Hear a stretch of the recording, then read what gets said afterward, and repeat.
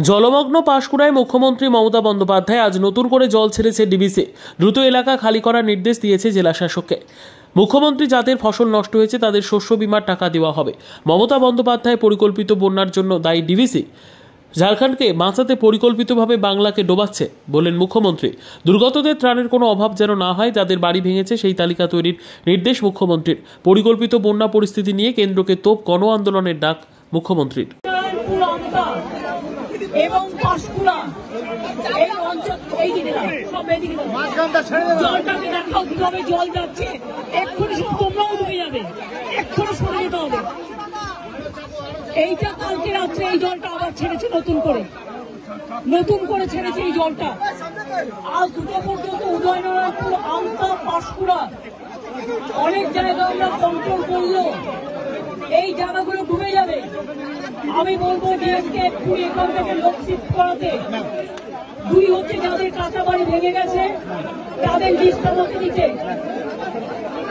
তিন হচ্ছে যাদের জমি নষ্ট হয়ে গেছে, শস্য নষ্ট হয়ে গেছে,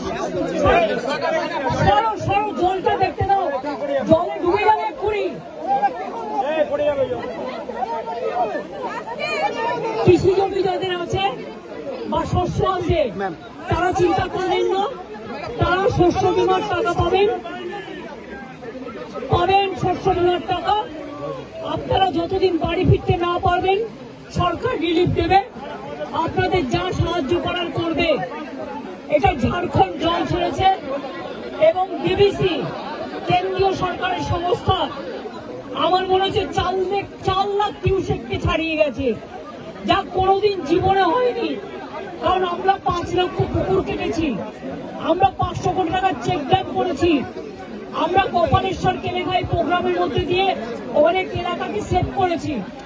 ঘাটাল মাস্টারঘাট প্ল্যান যেটা পড়ে আছে 10 বছর ধরে, সেটাও আমরা ডিপিআর তৈরি করছি, আগামী 2 বছরের মধ্যে করে দেব। কিন্তু তা সত্ত্বেও যদি এই রেটে জল ছাড়ে, আর ডিবিসির জল ধারণ ক্ষমতা এখন মাত্র 36% এসছে, কেন কেন্দ্রীয় সরকার ডিবিসি ড্রেজিং করবে না, ডিসিনফেকশন করবে না? ডিবিসির জলে কেন বাংলা ডুববে আমি জানতে চাই, আমরা কৈফিয়ত চাই।